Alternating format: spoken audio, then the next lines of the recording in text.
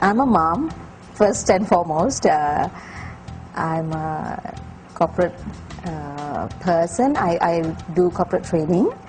I'm a wife, I'm a dancer, I'm a daughter. So these are my roles as a woman. I've been doing dance on and off.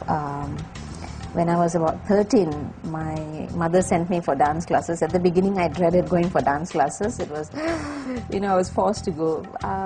Then the interest sparked. There was an interest, and I started liking dancing, especially when I was given the chance to dance on stage, like most teenagers, how they would feel. I felt excited and enjoyed the glamour being on stage. Indian classical dance is very intricate in the sense that every movement has got a meaning.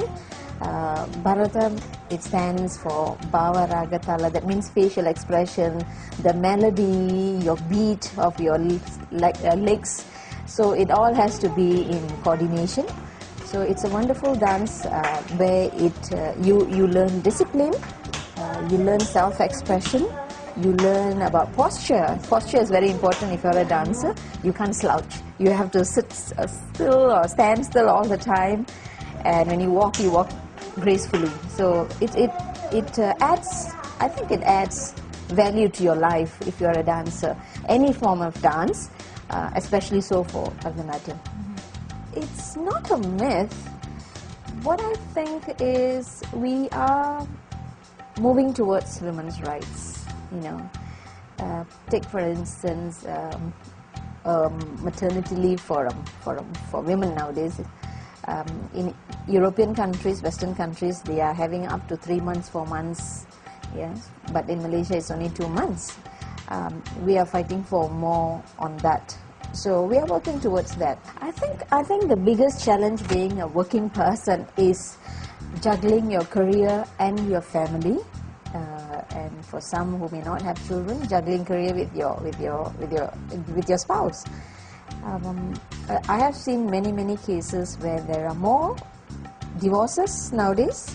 I think it's true when someone says 1 out of 4 marriage in Malaysia ends in a divorce. I can agree with that. That is the biggest challenge the women are facing now. Apart from that, other challenges would be for women juggling work and children. I know I do work with big corporations, and I know that most of the time they work till 7 p.m., 8 p.m., and also sometimes 9 p.m. And they have very little time with their children. They only have about 1 hour, half an hour a day with their children.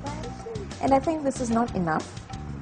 What do you do when you go back? Do you cook? Do you take care of the children? Do you supervise their homework? What do you do? Your time is so limited, and here you are at work. It's so demanding. Your supervisor wants so much from you.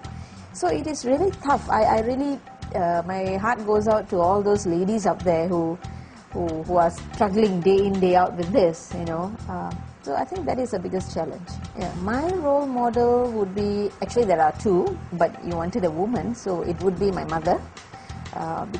Mainly because she teaches me a lot of things, even now.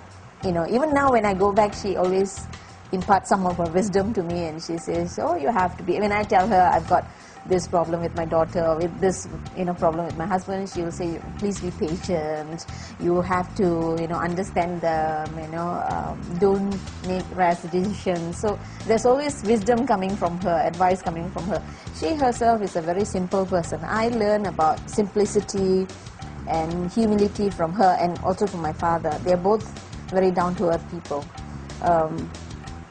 They instilled a lot of values in us. They emphasize the importance of respecting elders. They emphasize a lot of being humble.